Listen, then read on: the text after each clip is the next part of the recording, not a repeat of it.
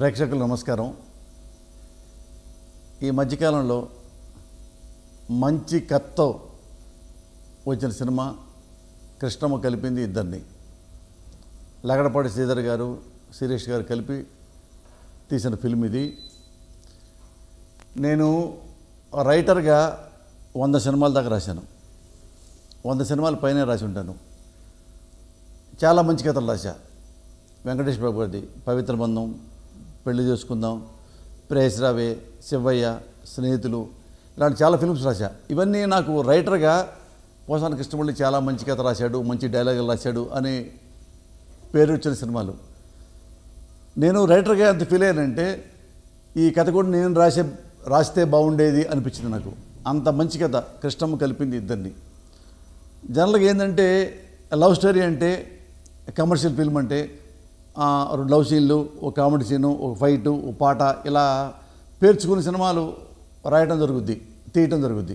కానీ ఇది మీ ఇంట్లోనో, మీ విలేజ్లోనో, మీ సిటీలోనో, మీ టౌన్లోనో జరిగే కథ, కళ్ళ ముందు జరుగుతున్న కథలాగా ఉంటుంది ఇది. నేను రైటర్గా అంత నచ్చిన సినిమా నాకు ఈ ఫిల్ము. అంటే చాలా మంచి కథ.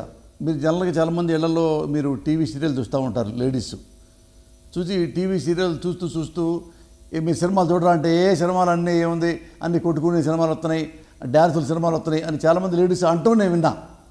కానీ మీ అందరు లేడీస్కి నేను చెప్పే విజ్ఞప్తి ఏంటంటే, మీ ఇంట్లో మీ అత్తగారి దగ్గర నుంచి, మీ అమ్మగారి దగ్గర నుంచి, మీ కూతురు దగ్గర నుంచి, మనవరాల దగ్గర నుంచి ఈ సినిమా ఫ్యామిలీతో థియేటర్కి వెళ్ళి తప్పకుండా చూడదగ్గ ఫిల్మా కృష్ణమ్మ కలిపింది ఇద్దరిని. అంత మంచి కథ ఇది.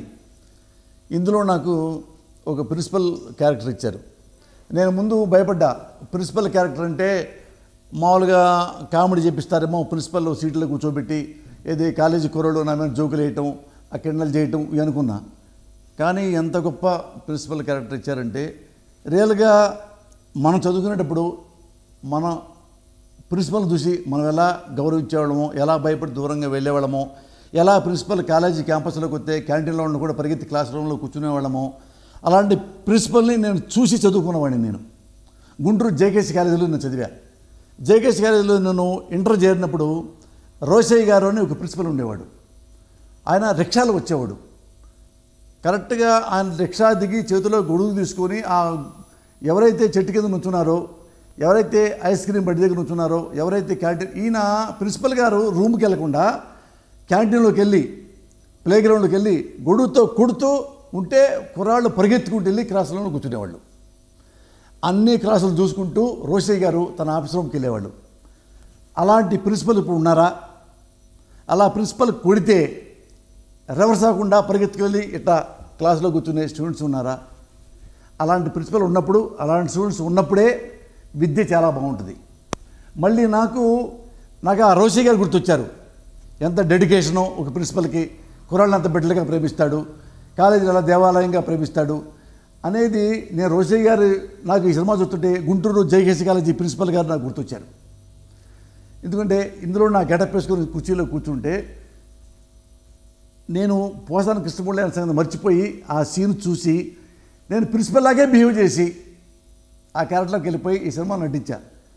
ఈ సినిమాలో నా 3 సీన్లు అయినా కానీ రివ్యూలో కూడా పోసాని కృష్ణమురళికి అనే పేరుతో సపరేట్గా నాకు మెన్షన్ చేశారు.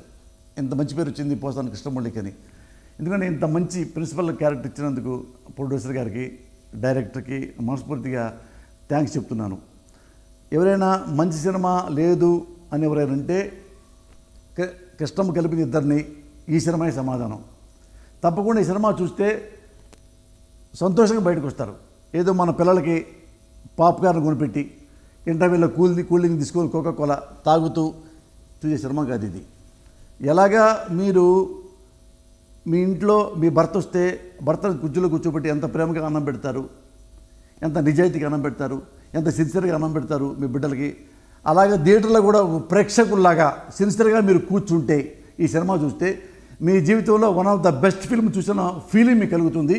నేను భరోసా ఇస్తున్నా. తప్పకుండా కృష్ణమ్మ కలిపింది ఇద్దరిని సినిమా చూడండి. Thank you.